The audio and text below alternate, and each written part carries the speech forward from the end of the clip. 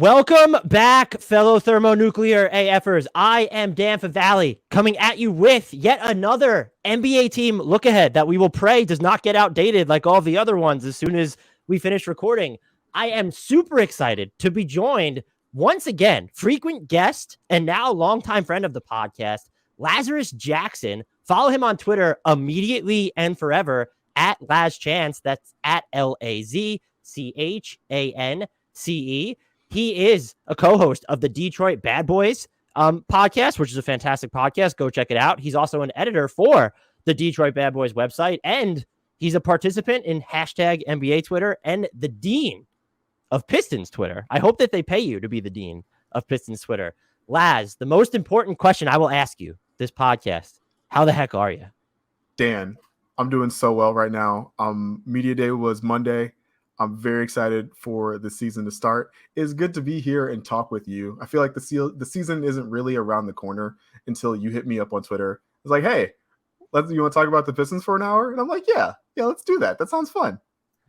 Look, I love these chats, but I feel like when I start doing these previews, look aheads, because they're not previews. Like these are bougie and more in depth. They're look aheads, but that's when the season starts for me, is when I have to start thinking about this. And I'm always thrilled when people agree to come back on, especially if it's more than twice. Because like once or twice, you'd be like, oh, they don't really know what they're getting into. But like this is like your 8th appearance on this podcast, because we've done other stuff as well. So you know what you're getting into. So I'm always humbled that you agree to come back. I do have another question that's only semi-Pistons related.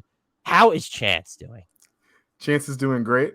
We got him some dueling like University of Michigan, Michigan State gear. Oh. And so now whoever wins the game, the football game later this year, gets to dress him up and do all the Instagram posts and everything. He can walk. That's the other big news. So last time we talked, he was just like a little, like amoeba, couldn't do anything. Now he can walk. And that means he can walk away. It means he can walk towards you. And that means in a second he'll be able to run. And that's kind of terrifying. But Chance is doing great. Thanks for asking. Before we started recording, you mentioned he has homies already. And so I was just like, I feel like he was like not even, like he was just crawling last time we spoke. So he is growing up. How gutted will you be if you lose the Michigan versus Michigan State battle and have to watch him wear the other's garb the rest of the year? Devastated.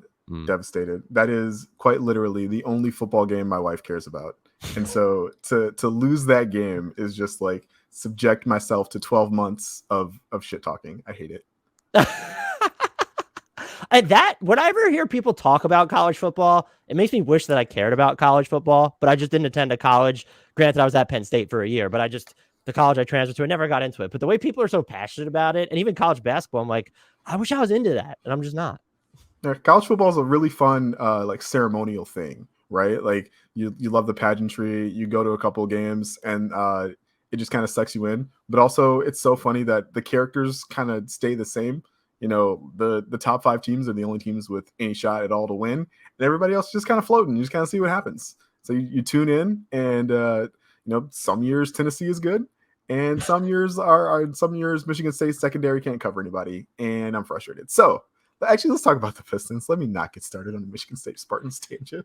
Yes, the Pistons, which is why we're here. I think so. Based off the reaction to the Bojan Bogdanovic trade, nationally, it seems like there was the sense of, well, what are the Pistons doing? And I've kind of just viewed everything they've done as like, they're still rebuilding. They're just trying to optimize like the youngsters around them and streamline their development.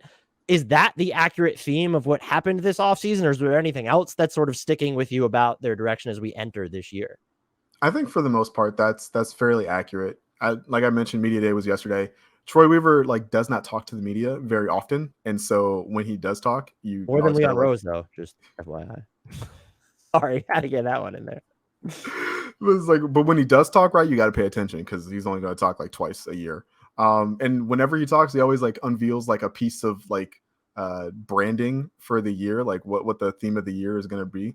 A couple years ago, it was it was restoration. You can't restore something that wasn't already great.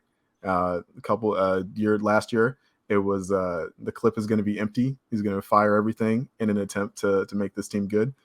This year, it's ground zero. We're at ground zero. So my interpretation of what ground zero meant is that when he took over the team 2 years ago, they were underwater, and now they have Cade, and they're not. And so that's That's a pretty good thing. But it also means, right, like at ground zero, you still have a place up to go. And I think they expect the bulk of their progression to come from internal development of the young guys. I think the framework you like establish of like young guys plus like vets who complement their skill sets is accurate. But like you got to remember, Troy Weaver is at heart a scout from like upstate New York who didn't is like his dad wasn't in the NBA, right? Like he didn't know anybody. He ground his way up. He climbed up from the mud, and he wants guys that are gonna, echo that sentiment. He wants guys who are gonna, work really hard themselves. And so that's what I think the Pistons are headed this season. Like the expectations are a little weird. Like they'd be fine if they made the plan, but they're not like pushing really hard for it. And even in like public comments or in like the moves they've made, they don't seem like they think of themselves as a guaranteed like play-in team. But I also don't think they want to be one of the teams with the 3 worst records in the league like they were last year. At the top of the draft, there is like Scoot and Victor. Like it would be cool to add one of those guys, but I think that they already have the guy in Cade, and they want to start the building around him process more than they feel like they need another the guy. I will say if they did end up with Victor Wembanyama and Cade Cunningham on the same team, I'm just predicting a dynasty at that point. Like that's where I'd be going if they ended up with him. I can't let it enter my heart just yet. It's like I gotta keep myself separate and because I think they're gonna end up with like the 5th or 6th pick, right? And so like that's where we're gonna go. Like we have no shot at Victor. Like it's fine. The Bojan Bogdanovic trade, though, I loved it for the Pistons. I mean, the opportunity cost was fine. Like you sort of clear up a little bit of congestion at center, and then I don't really know where Saban Lee factored in when you had Ivy and Killian Hayes and Cade Cunningham as well. What did you think of the trade? And just about one, Bojan's fit, but then also 2, how do you expect him to be used with this team? I love the trade. I love the fit. I loved his skill set. I love his contract. So it's like I love basically everything about this trade. I think he fits in as a starter, as an immediate starter. It would be a little like I've been surprised at how many people aren't necessarily assuming that he will be a day one starter. It's like it's a little weird in my mind, just because he might be their second best player like right away. And so like why wouldn't you start that guy? I know there's a desire to see the youth movement, but like, this guy's still pretty good. In terms of like what he brings to the table, I expect him to just continue to space the floor, keep the offense moving with or without the ball. Bryce Simon, who does a lot of work for us at Detroit Bad Boys and is a great follow on Twitter and does a lot of YouTube content. He broke down what Bogdanovic brought to Utah last year. And there's a lot of stuff off screens. There's a lot of stuff off movement that's really an element the Pistons like didn't have at all last year. And to add something like that, in addition to like a guy who will shoot, high 30s, low 40s% from 3 is really useful. I think he'll also be able to take like a little bit of playmaking, ball handling duties off of Cade's plate, but that's not something I think that that's not like why you brought him in, right? I think it's something he can do, but that's not what I think he'll be asked to do like all the time. There's also the possibility like he gets flipped at that was gonna be my mid-season. next question. Like I don't want to predict, but if they move him, I think they get a 1st round pick for him. I think that the Jazz were at a disadvantage because they were trying to, there were only a few teams that had cap space. They were trying to shed salary as part of this trade. And at this time of year, teams aren't willing to like, not they're not willing to make, if it's a star, sure, but like teams are trying to figure out what they have. And Bojan Bogdanovic is very much a guy that maybe you acquire midstream when you understand like what's your proximity to contention, what does your roster actually need after undergoing changes. And so if the Pistons do move him, my bet would be, I'm not saying they'll get a lottery pick, but my bet would be they get a protected 1st round pick for him. Yeah, I hope you're right, but it feels weird to transform like Mason Plumlee into Kelly Olynyk into Bojan plus another like top 25 pick like that. That daisy chain feels a little weird, but you could justify it as it is the only Plumlee left in the league. And so perhaps he's like, that's hot commodity. So we follow that trade tree to a 1st round pick. Makes sense. It does. But it's weird to me to expect to get like a top 25 pick for Bojan in the future when Utah wasn't able to extract a top 25 pick. And like, you're right, midseason, my thinking was like, somebody gets injured, some playoff team needs reinforcements. And so like they think they're closer. Like they think they'd be closer with Bojan. And so they're more willing to part with something like a future asset. But for right now, like I think he probably just ends up a free agent at the end of the season with the Pistons. We say, we shake his hand, say thank you for the memories, thank you for the 40% from 3 and giving Cade a lot of space. It's like, we appreciate it. Let's get the $19 million in cap space in here, please. What are you looking to see from Cade in year 2? And I think a lot of people are just going to be, well, the efficiency needs to climb, which sure. And I guess if he has more space, I'm fascinated to see how he develops as like a passer, looking specifically at the turnovers. But what's the biggest thing for you looking at year 2, Cade Cunningham? The biggest thing for me is the 3-point accuracy, which is also kind of like another like big like duh moment. Like, yes, he needs to shoot better than 31% from 3, but once he starts being more proficient on like pull up or off the dribble threes, that forces defenses to go over on screens, which opens up like driving lanes and paint touches for him. And that opens up, help defenders coming at him to avoid like giving up shots at the rim. And that opens up playmaking avenues for him. And so like him being able to draw defenses in like in that way is the root from which like the rest of his game should be able to grow. I expect the efficiency to go up as he takes more free throws, not even like shoots better from free throw, right? Like he shot like 85% from the line. Like that's fine. But he only took like 2.5 a game.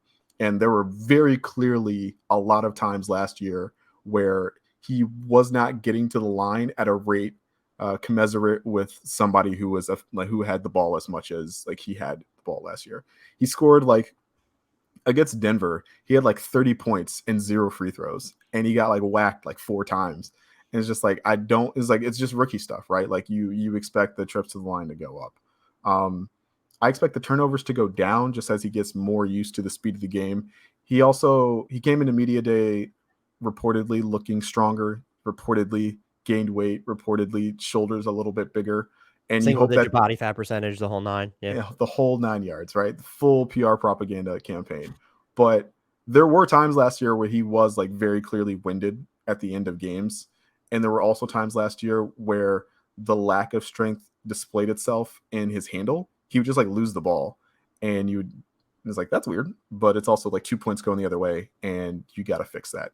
And so I do hope that, some of the physical strength, some of the physical changes he made this season help in those departments. And it also like helps him again, like draw free throws and everything.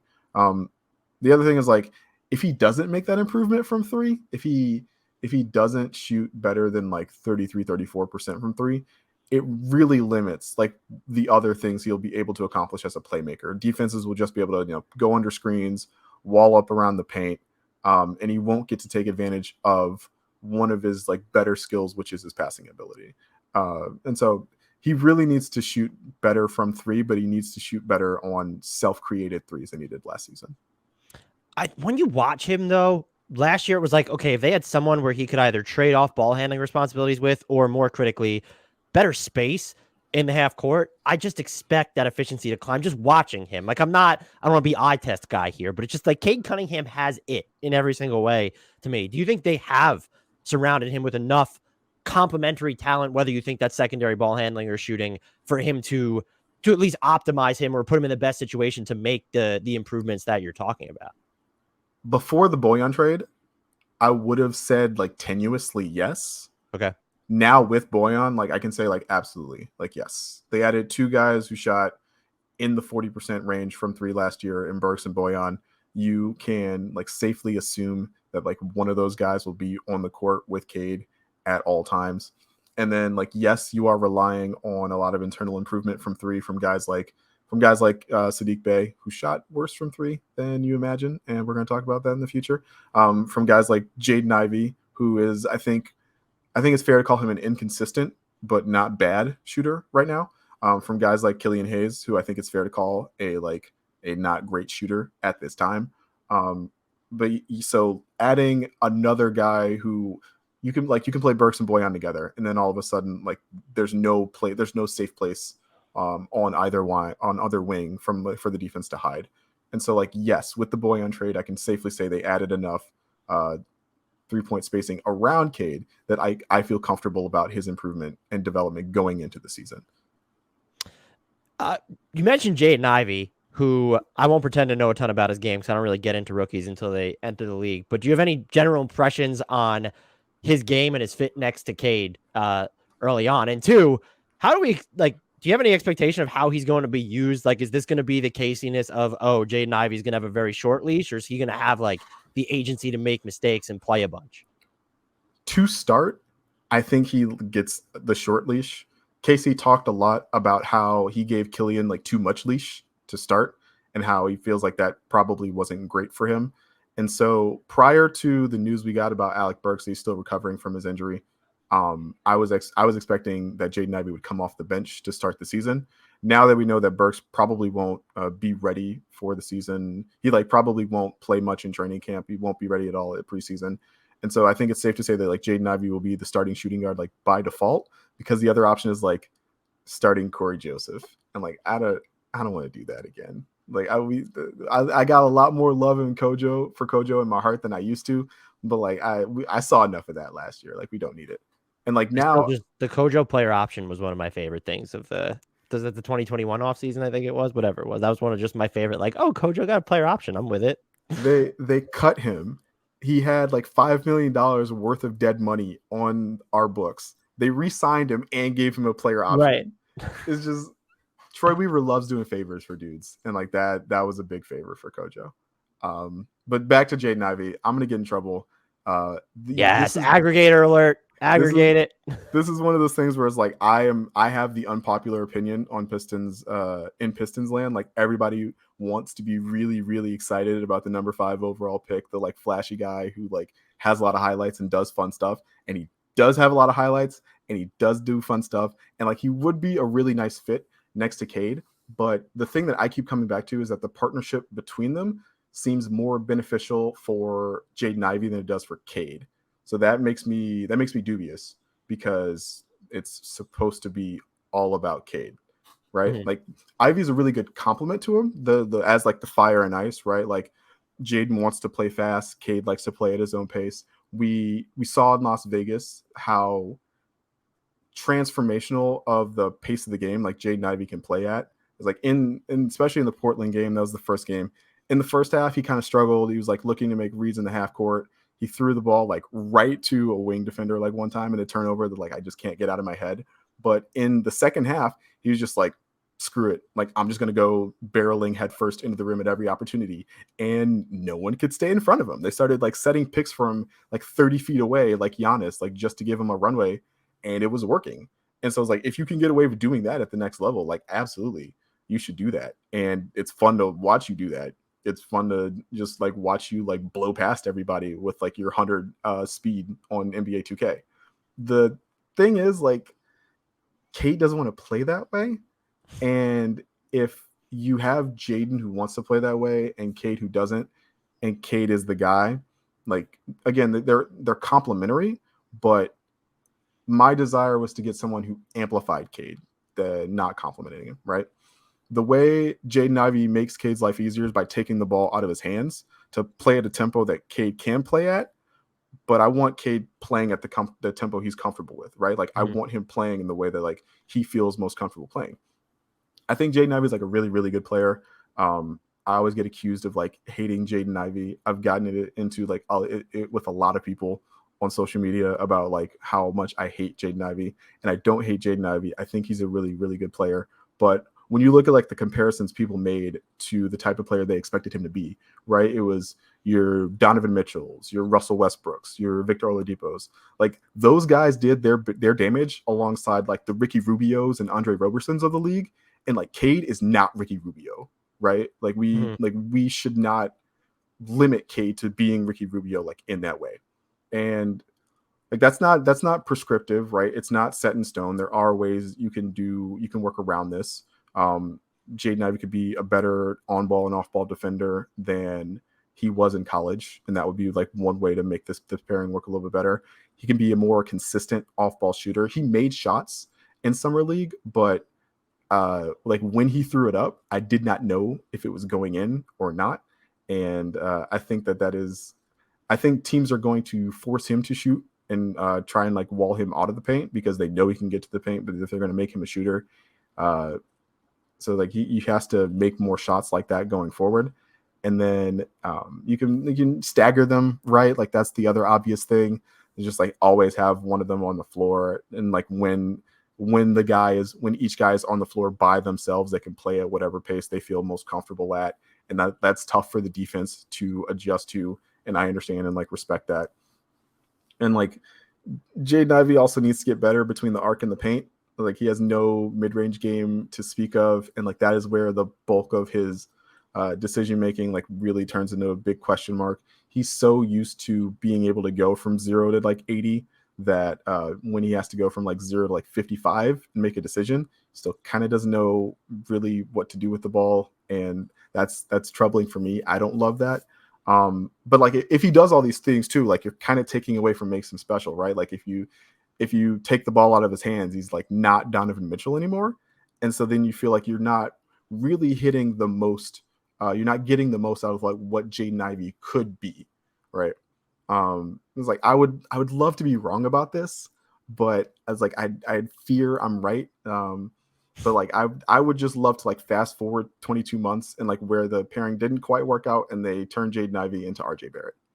Oh God. I would love to turn not CAA client RJ Barrett into CAA client Jaden Ivey. How does that sound from a Knicks perspective, Dan? I'm like terrible at covering the NBA now because I need to care more about who's rep by who and I don't. But if Jaden Ivey is indeed rep by CAA, you'll get more than RJ Barrett for him then. So there's some good news. You've thought way more about it than I have. You know way more about Jaden Ivey's game than I do. But that was my overarching concern, is that it feels like if this pairing was going to work, it takes more adaptation on Cade's part than Jaden Ivey's part, largely because to me, I don't know what Jaden Ivey is if you take the ball out of his hands right now. And if anything begins with, I understand that, the dichotomy can be good. And as you mentioned, you stagger. And I'm never going to say teams have too much creation on their team.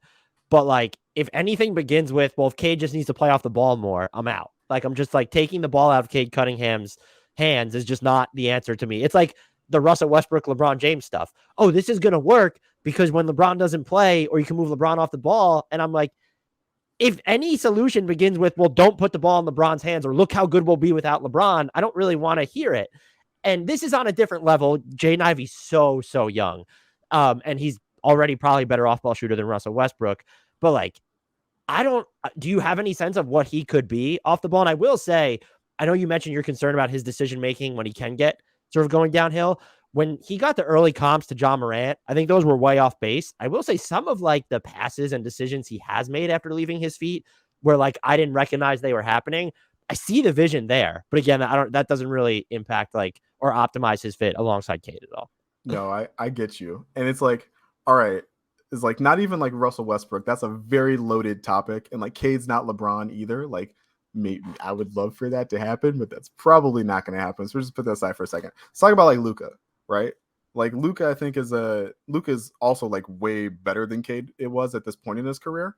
But I think that's like a more achievable outcome in terms of that's in terms of degrees, right? Like from Luka to LeBron, but like also like let's just keep it going.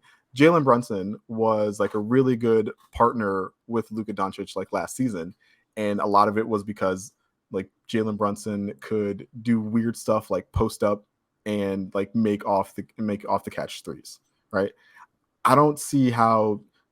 It's like I hope Jaden Ivey is able to like reach that level as a catch and shoot player, but like I don't think that's going to be the way it goes like right out of the gate. Brunson was undersized as a defender, but competitive in a way that I think you hope Jaden Ivey emulates. But Jaden is more of the guy who a lot of Jaden's defensive impact came from like him operating as like a help side guy, threatening passing lanes with his insane athleticism rather than like as an on-ball decision maker guy, right? It's like I hope this works, but like I don't want to I want Cade to be the guy. And if Jaden Ivey is also like a guy, it's like I feel like you're not getting the most out of Jaden Ivey in that scenario. This is a very tenuous spot of contention, right? Because like everybody wants to love Jaden Ivey. I also want to love Jaden Ivey, but like I also am trying to be realistic. Like if the Pistons are going to go anywhere, it's going to be because they were driven there by Cade. And so like you got to make Cade's life easier, and taking the ball out of his hands like is not necessarily like easier, right? So for the aggregators, you can title Pistons Insider thinks Pistons need to trade Jaden Ivey for RJ Barrett and Jalen yeah, Brunson. basically. Yeah. You're welcome. So the Pistons have been pretty adamant that Isaiah Stewart's going to play alongside another big at Media Day. I saw he was talking about how he watched a lot of Al Horford this summer, which at one point makes me really excited and then a little bit terrified. Like, is that even like a realistic player for him to emulate his game after? What do you make of that? Do you think that they're really going to give him more of a license to chuck threes this year? Who's the front court partner you most want to see him alongside? I guess I'm like morbidly fascinated by the whole like Isaiah Stewart plan in Detroit. So it's really funny too, because like if you just like glance, you're like, oh yeah, like if he learns to shoot, like he could totally be Al Horford, undersized, like center, power forward guy. And then you like think about how high Al Horford's like basketball IQ is and how that plays into like how he operates offensively and defensively. And I love Stu, but like he hasn't always like shown that level of basketball feel. And so like comparing him to Al Horford is like a little bit much probably, but he's 100% going to take more threes this year, right? Like they really focused and emphasized that in summer league. He shot, I think 5 of 9 from 3 in 2 games. And so it was great to see. He's massive sample size, by the way. He's been able to, anytime he got the green light to take threes, like there during his rookie year, during like the last 10 games, they were like, sure, man, go crazy. And he didn't look horribly uncomfortable taking them, right? They didn't go in all the time, but he didn't look uncomfortable doing it. There was like a 10-game stretch before the end of the season, but like kind of in the dog days last season, where they were also like, hey, yes, dude, like go take some threes, man, go for it. And like he also again like looked semi-comfortable and competent like doing that. In college, he was really good from the mid-range as like an 18 and N guy on pick and pops. And like the footwork is largely the same. And so it's just like, yeah, just do that.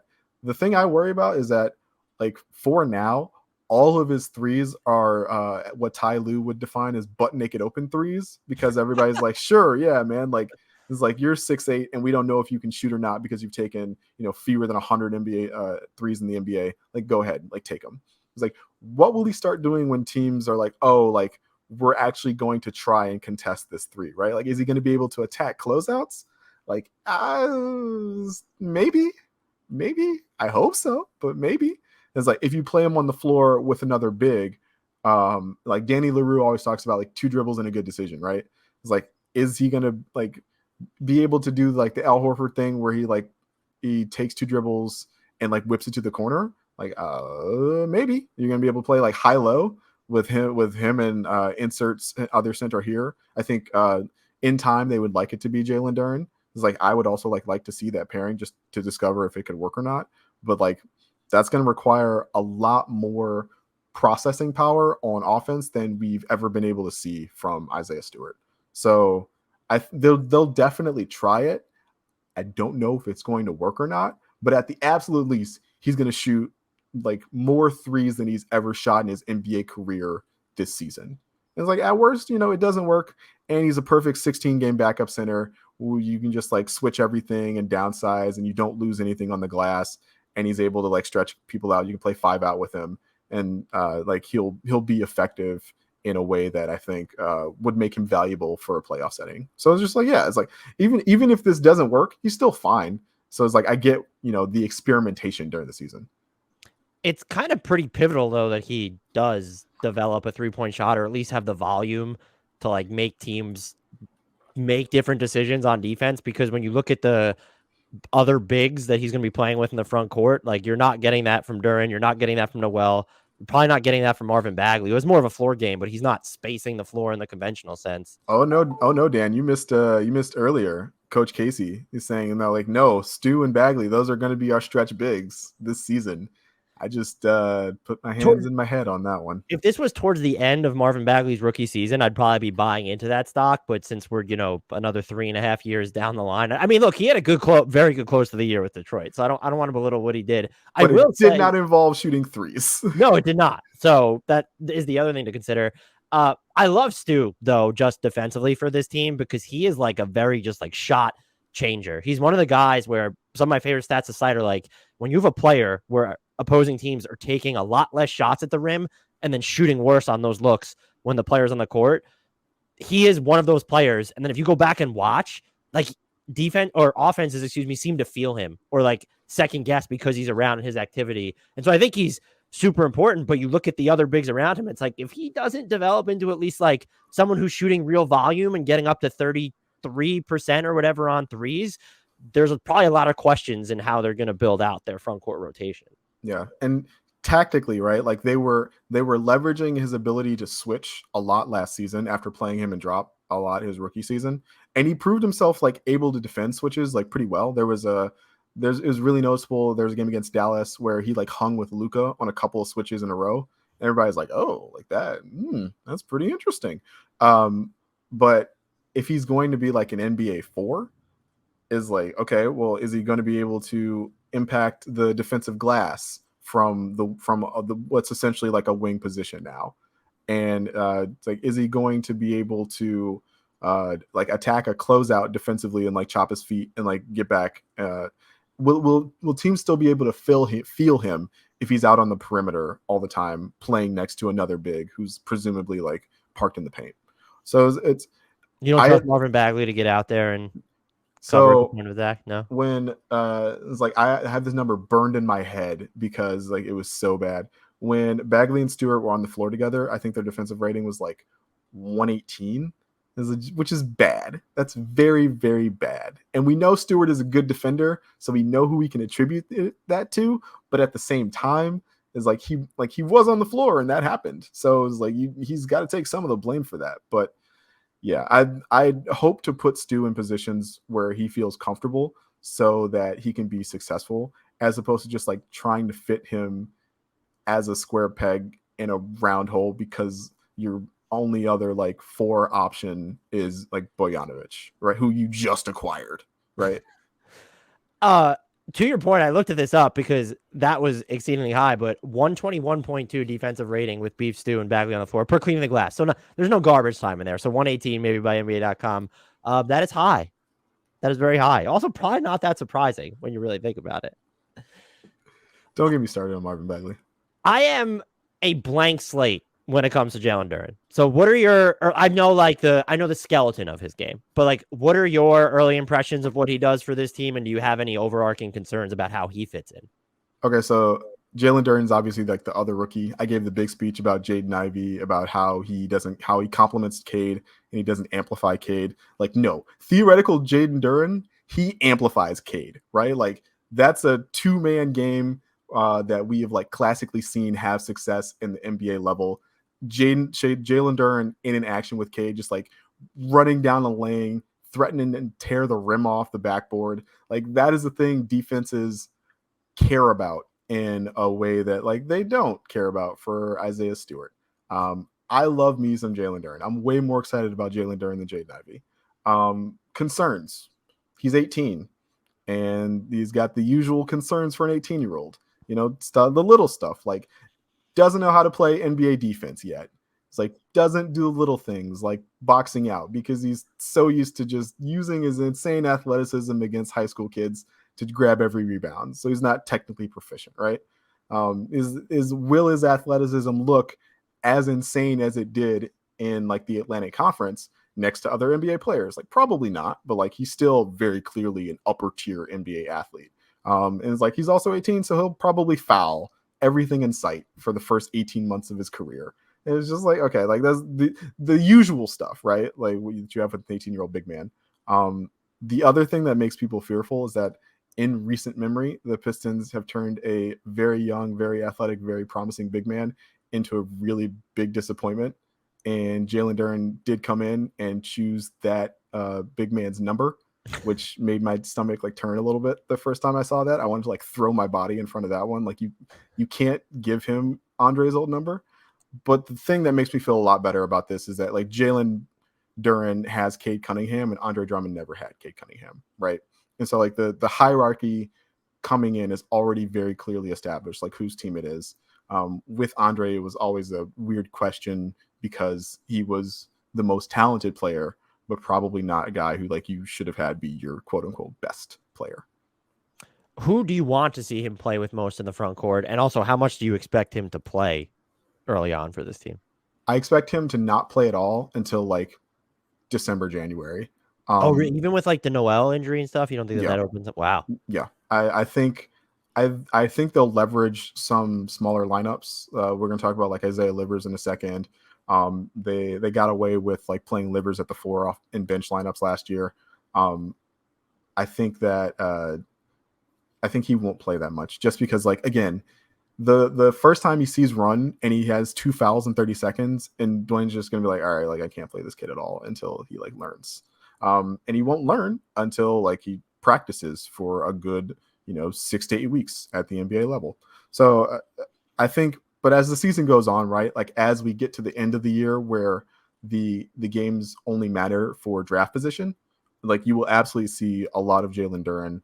And I think you'll see him in a variety of different ways. I think he'll always be like the nominal center, but you will see him like next to Stewart. You'll see him next to Bagley. You'll see him next to Livers at the 4. You'll see him next to like Bojan at the 4 or Saddiq at the 4.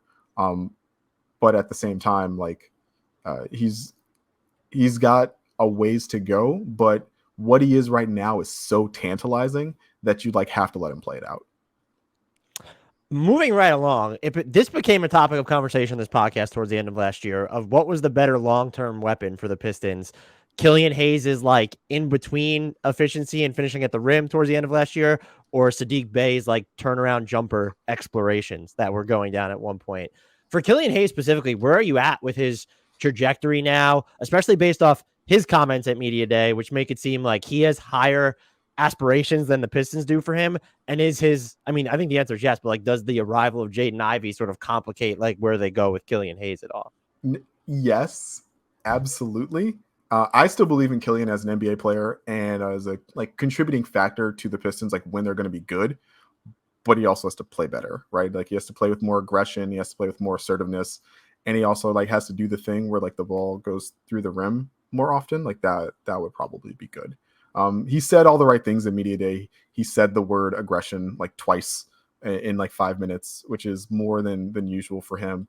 He talked about revamping his jumper, working with like multiple shooting coaches. And so we're gonna see. I am glad that Killian has higher aspirations for himself than just like third guard, sixth man, which is what you can like very easily like pencil his role into this team with. But at the same time, like he has to prove it. Like, does he have the drive and ability to supplant Jaden Ivey as like the penciled in starter? Does he have it in him to coerce Casey to play well enough? Or does he have it in him to play well enough to coerce Casey into playing like all 3 of those guys at the same time? Which is something that like you don't have to push Dwayne Casey hard to put multiple point guards on the floor at the same time. But like Killian has to play well in order to make that happen. It's really interesting to me how often everyone like on and around the team is like, oh yeah, Killian's clearly the best passer on the team. AKA like he's better than Cade at passing. But in today's NBA, you shoot to set up the pass. You don't pass to set up the shot. And Killian like doesn't shoot enough. He just like hasn't been aggressive enough. And so he hasn't his ability to play make despite like the other 9 guys on the floor knowing that like what he wants to do is pass the ball is impressive if it wasn't like already like making life so difficult for him. So he just needs to look to score more. He needs to keep driving to the rim. He needs to attack the rim with a little more diversity, right? He's got like 2 moves. He's got like an off foot goofy left hand scoop finish, and he's got like a lefty like floater. It's like he needs to be able to snake, to go back right, to go left. He has a really nice like right to left crossover if he gets you like going right. But everyone sits on his left hand, so you see fewer and fewer people fall for it. So he needs a better like bag around the rim. I would be I'll be hopeful that he can like incorporate some speed finishes and some offhand stuff this season. And he also just needs to shoot better. If he shoots better from the perimeter, like his defense will enable him to play as a complement next to Cade, and like then you're fine, right? For what it's worth, chart-topping podcaster and popular NBA analyst Nikias Duncan, who I knew before he got big, shout out to Nikias, he agrees with me on Killian's potential fit next to Cade, and he's a smart dude. So I feel like a smart dude when I agree with him. And so does this mean, I think Nikias was on who definitely will not be listening to this, so he won't hear that shout out, but are you like higher? I don't know. Nikias like wanted Killian Hayes to start for Detroit. Is that where you are? And are you kind of, it sounds like you might be higher or less concerned about his fit moving forward with Cade than Jaden Ivey? Exactly. Right. I think the fit for Killian and Cade is a lot cleaner, simply because like Killian does a lot of the same things that Cade does, but is also like able to take on defensive matchups in a way that like I don't trust Jaden Ivey to right now. And like if they prove themselves to be like roughly equivalent as shooters, which is not the case right now, Jaden Ivey's probably a better shooter than what we've seen from Killian Hayes so far. It's like makes him a better, again, like amplifier of what Cade wants to do.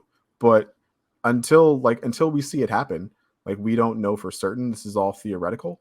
But he's 21. It's way too early for me to write off his ability to be a starting level guard, to be a contributor to this team, like when they want to be good. I think about like you had I forget his name, but the Orlando Sentinel guy on to talk about Kobe Price. Okay. To talk about the Magic, and you talked about Jalen Suggs' struggle, right? Like he broke his thumb, he had like an ankle thing, he shot terribly, but everyone's still kind of like positive about his ability to turn things around because of like what they've seen from him. It's like you go look at Suggs's and Killian's numbers, and they're not that different. And Killian was also dealing with a strong hand thumb injury like throughout the season.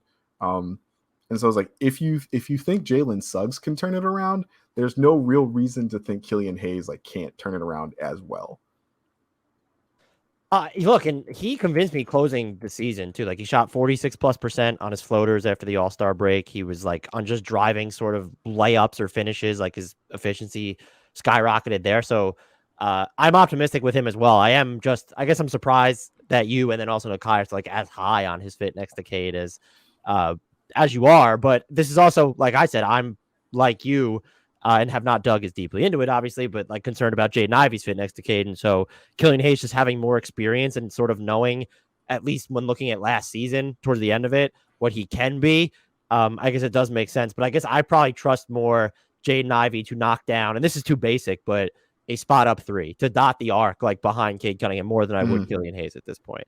Mm-hmm. No, that's totally fair. And like I think that's probably going to be the case right away, but that's not factoring in improvement I still think is possible with Killian Hayes. Yeah. And he's just been a very underrated defender, like for his career so far, which Definitely. I think helps a ton as well. Yeah. It was a big part of their switching scheme. He was really willing to take on and defend larger guys. There was one play where like he got called for the foul, but he like almost cleanly blocked Embiid like on a switch. It was just like, that was a big time, like, whoa moment. And so you get those occasional like whoa moments from Killian. They're just interspersed in between a lot of really ugly misses from the mid range. I will also say, I know he's listed at 6'5". I just double checked that as you were talking, but he plays like he might be 6'7". Like most NBA players, I feel like their height might be inflated, but I'm like, I'd like to get another measurement on him. I feel like he might be 6'6" or maybe a little bit bigger than that, just based off how he plays defensively. Anyway, I've caught a lot of shit for everything I've said about Marvin Bagley this offseason, which is, I guess it's hypocritical because I talked about, and I did, I think I wrote about a little bit how good he was offensively once he went to the Pistons. And I'm like, well, why did they give him $37 million guarantee with a player option? And this is also coming from someone who's been like, we need to look at these deals in the context of the new cap climate. I think it's an innocuous contract. I guess I just don't see the vision for Marvin Bagley with this team long-term. Do you care to enlighten me at all on just like Marvin Bagley's fit and how he's going to be used in the larger context of a front court rotation? I did not see the comment about how Marvin Bagley is going to be one of their stretch bigs. I will say that makes me probably more alarmed than I was when we started this podcast, if that's how they plan on using him. But I'm just curious to see where you land on that. I'm also alarmed about what the Pistons saw in Marvin Bagley. My big hope is that, like, okay, what you saw from Marvin Bagley's explosion offensively, like after the trade, was the fact that the Pistons, like, literally did not have a player on the roster who could jump in the air like Marvin Bagley could, right? Like that was kind of beneficial for the other guards on the roster to have a lob threat. And so, like, yes, Bagley was extremely useful. I think he shot like 60% from two in his time as a Piston, which is, like, again, like, really efficient. He was really good around the rim. It's like when he did the stuff he was good at, he was great. It's just like what he's good at is not particularly valuable, and it's also, like, easily replicable, right? My big hope is that, like, Jalen Duren makes Bagley entirely duplicative in like a year and a half. But in the way that I envision, like, Isaiah Stewart is like a perfect 16 game backup center, a perfect playoff backup center, I imagine Bagley is like a really great 82 game backup center. Just come in, get these lobs, get these easy buckets off the bench, give Cade a lob threat, give Killian a lob threat, trail Jaden Ivey in transition and just, like, play off of him. And, like, who cares about defense? Like, it's just the bench lineup for a bad team. Like, who cares? But, like, by the time you want to be good, by the time you want to start, like, making noise in the play-in or the playoffs, Bagley is expressly the type of player who gets played off the floor very quickly in a playoff setting. And so I was disappointed that we didn't see, like, a partial guarantee or a team option, like, on that final year. I think, like, with the cap climate, with the upcoming expected, cap spike that they'll smooth out over a couple of years, I do think that, like, 12.5 million is not going to be completely untradeable, especially if he continues to just, like, average 15 points a game off the bench. Like, somebody will be like, oh yeah, like, we could totally use that. But at the same time, like, to just, like, have a guy that can't play when the games are at a high level, like when you start to play on playoff settings, is like, that was just pretty frustrating for me. It's just like, well, but they need the skill set until they get to that level. So I get it. But yeah, I am not super high on what Marvin Bagley is going to bring to this team in the long term. But for now, he's fine. He's fine. As a floor runner next to Ivy, and then, like, as someone who I think a lot of the aesthetics of, like, his turnaround and his hook shot, like, are better than obviously the efficiency on those. And then just as a alley-oop finisher, like, I think all that stuff can be valuable, like, in those units with Ivy too, like second unit heavy combinations. But maybe I'm latching on to what you said about the floor spacing too much. He shot under 24% on jump shots with Detroit last season. Like, I've yet to see the evidence aside from that very small subset of his rookie season where he shot the lights out on catch and shoot twos, by the way. It wasn't even like 3-pointers. It was catch and shoot twos. So I have something else to follow with the Pistons because I'm with you. I think he's fine. I guess I'm more curious about what this team envisions for him, because he should not have I don't even want to say the type of freedom, but, like, I just feel like they shouldn't need him or want to need him as much as they were using him towards the end of last year. No, that's totally fair. And it was so striking too. Like, it's like watching film of him in Sacramento, right? A lot of the time he's just, like, parked in the corner. And it's just like, okay, like, if he gets the ball in the corner, what is he going to do with it? It's like he's going to dribble inside a left-hand post up and try and finish from the basket, or he's going to take a corner three, which is, like, not a good shot. And freeing him from that role and making him a more effective player, only to a year later be like, oh yeah, we want to play you next to Jalen Duren. Oh yeah, we want to play you next to Isaiah Stewart. Oh yeah, we want to play you next to Nerlens Noel. So go stand in the corner again. Like, that doesn't make any sense. But it's just like that apparently is what's going to happen. Like, yeah. I'm going to spare the listeners the long preamble to this question that I gave you, but I will preface by saying Saddiq Bey is my favorite drug on the Detroit Pistons. But who is Saddiq Bey? I feel also like the only preamble I actually gave, I does feel like there's a discrepancy between what he actually is and what he's viewed nationally, because when people call him, like, this 3-and-D guy, I'm like, well, if you kind of, like, take away the defense a little bit and then also recognize that he does way more than just shoot threes on offense. And so, yeah, he doesn't really fit that bill at all. So who the hell is Saddiq Bey? Saddiq Bey is, like, a little overstretched currently, a little overrated currently. He's streakier than you think, right? Like I was looking at this, and there was, I think for like a 6-week period at the beginning of the season, he couldn't throw the ball in the ocean. And so like this maybe isn't fair to him. But last year he had 25 games. That's a lot of games with one or fewer made threes, right? For a guy who a lot of his value comes from his ability to be a floor spacing threat, to have, a quarter of the season essentially where you only made one or fewer threes a night, like that's not great.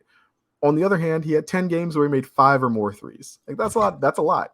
And that includes that includes the 51 point night where he made 10 threes, right? Like he was just running off screens, just like dribbling to people's faces, like busting poor Franz Wagner's ass like the entire night.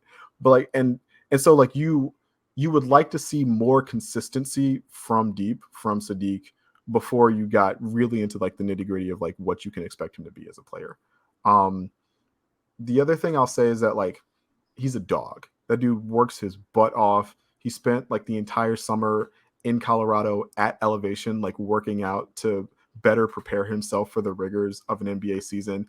He had one of my favorite moments of last season where he made like a huge three to help send the game to overtime against Charlotte, a team that like strangely had the Pistons number. We like hadn't beaten them in 4 years, and it was like the weirdest streak in team history. And he was like shit talking one dude in the crowd specifically. It was great. I think about that shot all the time. Yeah, he would benefit from like a slightly reduced offensive role. And so like you think the development of Jalen Duren / Jaden Ivey into the secondary guy behind Cade can make that more of a reality. Like in your write-up, in your spiel that you like didn't deliver, you said possession by possession agency, and I really liked that, right? Like, sometimes he is gonna be really effective and have a lot of agency for this team, and sometimes he's just gonna be like, hey Saddiq, go sit in the corner and like be a huge threat for this Cade pick and roll that's happening on the other side of the floor. And like that's fine. It's like my dream lineup for the Pistons in the future is Cade, Jalen Duren, and 3 clones of Mikal Bridges. I was hoping you would say this on the podcast. I saw that in your write-up, and that was fantastic. So you would love Saddiq to be like a little bit better defensively like Bridges is, and a little bit better from catch and shoot, a little bit more reliable from catch and shoot like Bridges is. But like the things he can bring that Mikal kind of doesn't, that ability to self-create, that ability to get to the paint, to get to the rim, to use his strength to like create space to take like these mid-range jumpers that are like very Chris Middleton-esque. Like you also want to give him the license to do that, just because he's like maybe he can, right? And if he can, like that's an amazing addition to have. And he works so hard that I don't want to bet against the possibility of him doing that, right? It's like I don't want to bet against Saddiq in any possible way. Again, like he's just a dog. Like I hate betting against him. So to call him like overstretched and overrated like makes me feel bad, but it is kind of true about the perception around what he offers right now. There's like a mental tug of war here for me where it's probably going to be harder for them to plumb the depths of his offense now with Ivy and Killian Hayes and Cade Cunningham, right? But then could there also be a benefit to, I don't want to use the word pigeonholing, but maybe restricting parts of his offensive game? And so like, is there like, does it help, or I don't want to say hurt, does it help or complicate his development at all now that you have Ivy, Hayes, and Cade Cunningham on this team? I think it helps. Okay. I think it's something that it's like, okay, it's like he tries it early in the game. It's like, it doesn't work. It's like, okay, we can go to other stuff. He tries it early in the game. It works. It's like, okay, we can go to this, as opposed to like last season where it's like, okay, it's like we have to keep trying this because there's nobody else on the floor who can like really get their own, and we want to see what we got. And so, yeah, I think it helps him more than it hurts him. The other thing is, like we haven't talked about Bojan in a while, but I assume like that will be your starting like 3-4, Saddiq Bey and Bojan. And that's a like really interesting, crafty old man stretch the floor, herky jerky game that I think Saddiq could learn from him. And I think that's so like that. I also appreciate like the development potential that Saddiq like gets from being able to watch Bojan attack the rim and like get the shots he gets in the way that he does. Like if this were 2K, you're like, okay, like Bojan like mentor Saddiq, like get some of his badges, and like we can go from there. It's at this point where you could tell I have too many questions about the Pistons because I have to figure out a way to lump certain players together. And I'll even lump Hamidou Diallo into here. He's like someone that I just like, oh, this guy's still on this team. But looking at Hamidou Diallo, Alec Burks, Nerlens Noel, and Cory Joseph, who is most important to this team this season? Who do you expect to make the biggest impact among those guys? I hope it's Alec Burks as another like floor spacer, like pressure valve for the young guards, guy who can like get his own bucket. It's like I hope Burks plays a large role for this team. His injury, or like the recovery from his injury, like coming into training camp was a little disappointing for me. I was expecting him to start out of the gate, partially because like he offers floor spacing next to Cade, and partially because they probably didn't want to overtax Jaden Ivey like coming out of the gate. But Dwayne Casey has just like this huge soft spot in his heart for Cory Joseph. And so like Cory Joseph's going to play like 450 minutes this season. And I'm not going to know how any of it happened, but he was so weirdly effective for them last season. He was at times he was the best floor spacer they could play next to Cade. That is like you it's like it's not terrible if he's on the floor, but like man, you're just like I wish Killian Hayes was playing instead, or like man, I wish Jaden Ivey was on the floor instead, or something like that. Nerlens is interesting. Between the foot injury and how much they love Jalen Duren, I don't think we see much Nerlens this year unless somebody else, another big, gets hurt. I joke that like Nerlens' main goal is to just like be like Jalen Duren's looper, is just like drag him around, be like, I was like you once, don't be like me. It's like, do you see what happened? It's like, don't fire your agent right before restricted free agency. It's like, don't do that.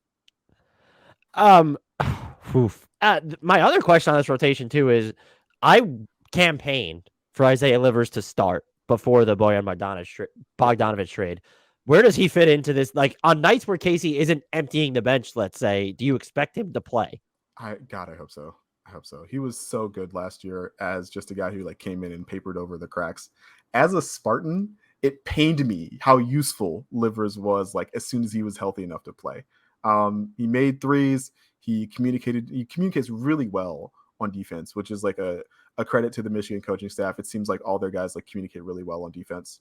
And like he just made some more threes after that. And it's like every team could use a guy like Isaiah Livers. And so I do hope that they find a way to carve out spots for him to play. Like we talked so much about the potential of like two big lineups for this team. It's like now that you have Bojan and now that you have Livers, you can just play those guys at the four, and like I don't have to worry about that as much. Hopefully, maybe. And then we've talked about so many players on this team, and the Pistons did make a trade for Bogdanovic, which is, you wouldn't call it win now, but it was a trade for someone who helps them immediately. Should they still be viewed as like, just because they're going to be a team that is, I would guess, is not in the mix? If that maybe they stumble into the mix for a playing spot, but if they're not, they have veterans in Noel, in Burks, in Bogdanovic, who will be sought after at the deadline. Do we still view this team as like catering to the big picture such that they will still be sellers or willing to make moves where they're divesting talent in the middle of the season? I think they sell, but I don't know if they're sellers. Selling, like being sellers, implies a level of like bottoming out after the trade deadline that I think goes against like what we talked about at the very beginning of the show, like getting complementary vets to help facilitate the development of the young guys. So like maybe they sell like one of a Bojan or a Burks or a Nerlens, but like all three of those guys, like I would say like two of them probably like make it all the way through the year. It's really important to have guys like Burks and Bojan like on the floor to see if Caden Ivey and Killian are making the developmental strides you want to see them make throughout the entirety of the season. If you trade away those guys, you know, and there's not as much spacing, it's harder to tell if they're developing the way you want them to. What does the 10-man rotation, top 10-man rotation look like for this team? And when I went through it and did it, I would feel confident in naming they have X amount of locks to be within the 10. But when I was trying to fill out the starting lineup, I was like, I'd feel comfortable guaranteeing you that Cade Cunningham starts, and then I'm done. So I think Cade starts. I think you go to start the year. I think you go Cade, Ivey, Saddiq, Bojan, Stewart. Right. So that one big, two wings, Saddiq Bey and Bojan, and like Jaden Ivey starting the season. And then after that, it's like Killian, Alec, Burks, maybe Hami, maybe not Hami, Bagley, and like Livers, right? I think that is like generally what your 10-man rotation is going to be. And so that's one big lineups, right? And you notice I did not mention Jalen Duren at all because I don't expect we'll see him again until like December, January. And so those are both one big lineups, and a lot of guards on the floor at the same time, which is what I think Dwayne Casey like wants to do. But like who starts is going to change as the season goes along, simply because like they'll want to give more leash to the young guys that prove themselves, and you'll get like, maybe a Bojan trade, or like maybe Alec Burks like, isn't ready to start the season and stuff like that. And so like maybe Kojo enters the bench lineups in a way that he can like help facilitate Killian's development. And so like there's no like guaranteed locked in top 10, which is probably why you had such a hard time figuring out what the guaranteed locked in top 10 was going to be. Yeah, I would say so. So you're the coach, you're Dwayne Casey, crunch time. This can be matchup dependent, I think, especially for this team. But what would be your go-to clutch unit? There's 4 guys I feel have to be in that unit, and that's Cade, Saddiq, Bojan, and Isaiah Stewart. Whichever guard you feel like has it going that night, / like whatever guard you feel like gives you the best of what you need for that particular like game scenario, whether that's like Killian for defense, whether that's like Jaden Ivey for the ability to like get to the rim and cause some havoc, whether it's Burks for like shooting. Is like that's the like triumvirate around like what you put in that crunch time lineup. But like, yeah, Cade, Saddiq, Bojan, Isaiah Stewart, like that's the core of your crunch time lineup. What is there a weirdo, bonkers, quirky lineup that you want Dwayne Casey to try this season? I think like Duren Stewart is like sufficiently unconventional for our purposes. I know you like to go small, so like I would be curious to see like a Killian, Ivey, Cade lineup like all on the court at the same time. I think that like having that many guards on the floor is definitely something Dwayne Casey would do. And then from a perspective of like what would make Pistons fans the most angry, it'd be like Kojo, Burks, Rodney McGruder, Bojan, and Noel. Just like all the vets, the expendables, all the guys like no one paid to come see, like all those guys on the floor at the same time. That would be hilarious. Dwayne Casey would totally do that, by the way. Mine is, as you predicted, unhinged. I want to see Cade, Hayes, Bay, Bojan, and Livers. That's how small I'm going to want to skew. If you need to pull Killian for Isaiah Stewart so that you can have like a big on the floor, fine. I just want to see them. Those are the lineups. I mean, at this point, having come out so often, like those are the lineups I skew towards. And so I will root for Dwayne Casey to win another Coach of the Year award if he rolls out that lineup at any point this season. The Saddiq Bey at center lineup. I got to say, I didn't see that coming. I'm just getting smaller and smaller as time marches on. Their current win total at this point is set at 29.5. Would you hit the over or the under on that? And where do you see them sort of winding up in the larger context of the East? Vegas is so good at this because like I've been telling people 29 wins. And so to have it like right at 29.5 is just like, oh. So I would go under. I think the under is safer. That accounts for injuries. That accounts for, uneven development. That accounts for, just weird stuff that happens across the course of a regular season. And, the East is really loaded. The East is weirdly loaded. Like to make the play-in, it's like there's a lot of optimism around in the fan base around like the ability to make the play-in. But like in order to do that, you'd have to be better than like all 10 teams that made it last year. New York, who just added Jalen Brunson, who's got the Donovan Mitchell package, if not Donovan Mitchell, to get the next like disgruntled superstar. You got to be better than Washington, who's like Kristaps apparently like looked really good in Eurobasket. Bradley Bill's still there and like very competent.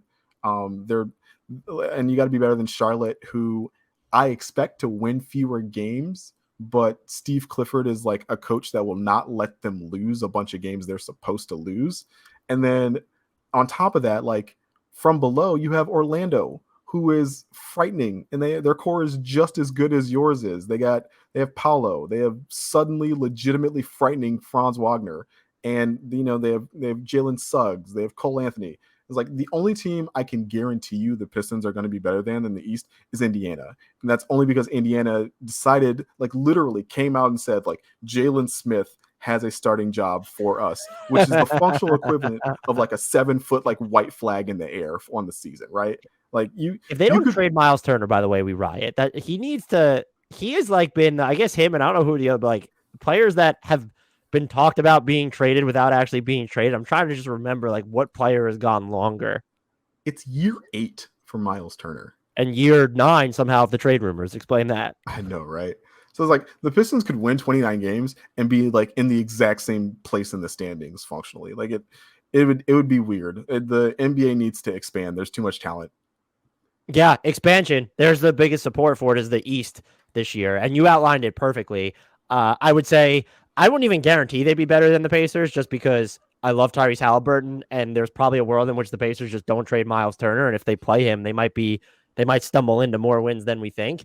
But yeah, I'd probably go. You're the first. I think this is number 8 or number 9 on our team Lookaheads. You are the first person to hit the under on the team that I brought them on for.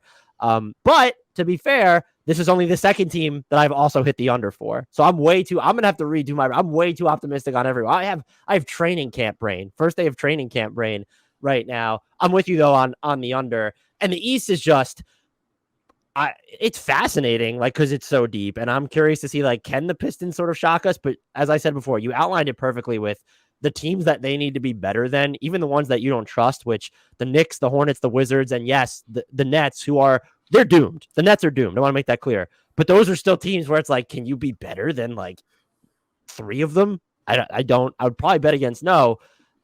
Is there anything I did not ask you about with the Pistons that you think isn't talked about enough or needs to be discussed before I let you go? We didn't mention Hami at all. And like Hami was weirdly, chaotically important for this team for stretches last season. And like, I didn't fit him into the rotation. Like, I don't know why he plays, but I also know why he like couldn't play, aside from the fact he's like never shot the ball well. And is like, that's kind of a problem.